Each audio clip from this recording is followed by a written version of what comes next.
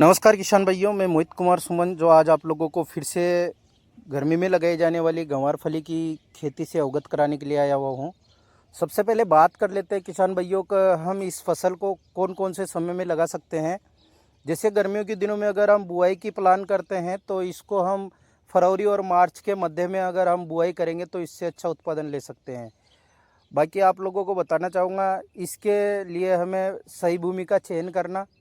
सही भूमि का मतलब जिस भूमि के अंदर कम गुणवत्ता वाली भूमि में भी हम इसको लगा सकते हैं, कमज़ोर मिट्टी में भी, ब्लू दोमट मिट्टी, काली मिट्टी, कोई सी भी मिट्टी में हम इसको लगा सकते हैं। केवल इसके अंदर जल भराव क्षमता वाली जगह में हम इसको लगाने में असक्षम कामयाब रह सकते हैं, क्योंकि जिस जगह में जल भराव क्षमता अधिक होती है तो उस जगह पे इसमें जड़ गलन की समस्या का सामना करना पड़ सकता है। बाकी आप लोगों को बताना चाहूँगा, ये एक ऐसी फसल है जिसको हम विभिन्न प्रकार के तरीक़ों से हम इसको तैयार कर सकते हैं। बेसिकली इसको कई किसान लोग अधिक उत्पादन लेने के लिए जैसे बीज के रूप में भी तैयार करते हैं और कई लोग इसको सब्जी वर्गीय माध्यम के लिए भी तैयार करते हैं। तो किसान भाइयों, मैं आप लोगों को बताना चाहूँगा, इसमें जो विभिन्न प्रकार की सूक्ष्म बीमारियां और सूक्ष्म जो फफूंदी होती है वो इसको किसी भी प्रकार से प्रभावित कर सकती है, तो हम उसको नियंत्रण करना बेहद ज़रूरी है। तो इससे पहले हम बात कर लेते हैं, इसमें जैसे बीज दर की बात करते हैं तो इसका बीज दर हर जगह अलग अलग कंडीशन और सिचुएशन के अनुसार प्रयोग में लिया जाता है। बाकी अगर हम इसके बीज को उपचारित करके अगर बुआई करेंगे तो हमें फफूंद जनित समस्याओं से काफ़ी राहत देखने को मिलेगी। बाकी आप लोगों को बताना चाहूँगा, इस फसल के अंदर जैसे मान लो हम बुआई कर रहे हैं, बुआई करने के समय हम जब भूमि तैयार करते हैं, भूमि तैयार करने के साथ साथ में इसके अंदर जैसे हम SSP सिंगल सुपर फास्फेट या पोटास या फिर कैल्शियम नाइट्रेट या सल्फ़र की कमी है तो सल्फ़र का, इन चीज़ों का तो प्रयोग करते ही हैं। इसके साथ साथ में हमें जैसे मान लो कि इसको अच्छा न्यूट्रिशन माइक्रोन्यूट्रेंट के रूप में हम इसको जैसे बायोकल्चर का भी प्रयोग हम ले सकते हैं, या फिर अगर आपके पास अच्छी गोबर की व्यवस्था है, खाद की व्यवस्था है, तो गोबर की खाद का प्रयोग करना ना भूलें।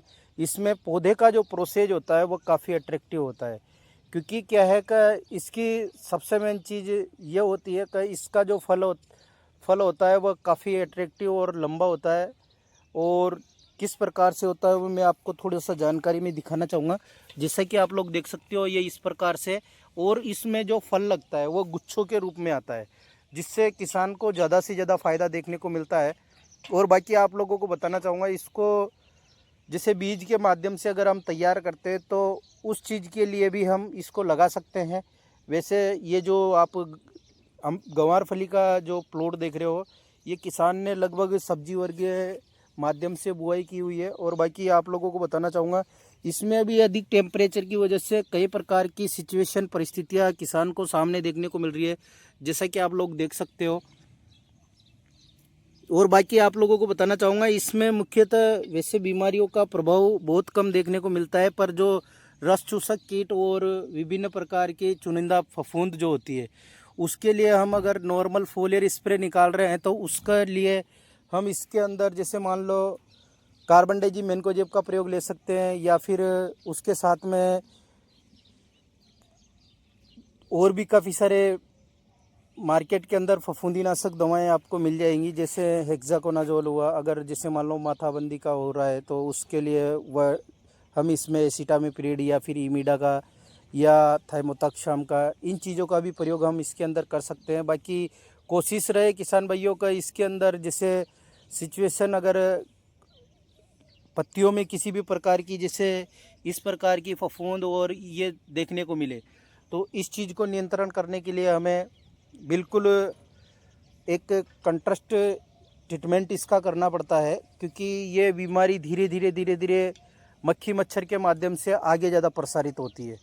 मौसम का काफ़ी प्रभाव देखने को मिलता है, तो इस चीज़ के लिए हमें इसमें जो फफूंदनाशक दवा का प्रयोग करेंगे उसके साथ में हम इंसेक्टिसाइड को भी प्रयोग में ले सकते हैं। उसके लिए हम जैसे कोई भी फफूंदीनाशक दवा का हम प्रयोग करते हैं तो उसके साथ में मिलाकर डाल सकते हैं। और बाकी एक चीज़ और ध्यान रहे किसान भाइयों, जैसे हम अगर सोयल एप्लीकेशन में जैसे सिंचाई कर रहे हैं तो सिंचाई के साथ में हम इसको ह्यूमिक एसिड का और मिक्स माइक्रोन्यूट्रिएंट को भी हम ड्रिप के माध्यम से पहुंचा सकते हैं, जिससे पौधे का जो प्रोसेस है वो बिल्कुल बरकरार बना रहे। और आप लोगों को बताना चाहूँगा, जैसे ये आप लोग देख रहे हो इसमें अभी फ्लोरिंग और फ्रूटिंग का काफ़ी अच्छा प्रोसेस है। तो धन्यवाद किसान भाइयों, आशा करता हूँ आपको मेरे द्वारा बताई हुई जानकारी पसंद आई होगी। अगर आप मेरे चैनल पर नए हो तो चैनल को सब्सक्राइब करना ना भूलें, साथ में बेल आइकन जरूर दबाएं। धन्यवाद। जय जवान जय किसान।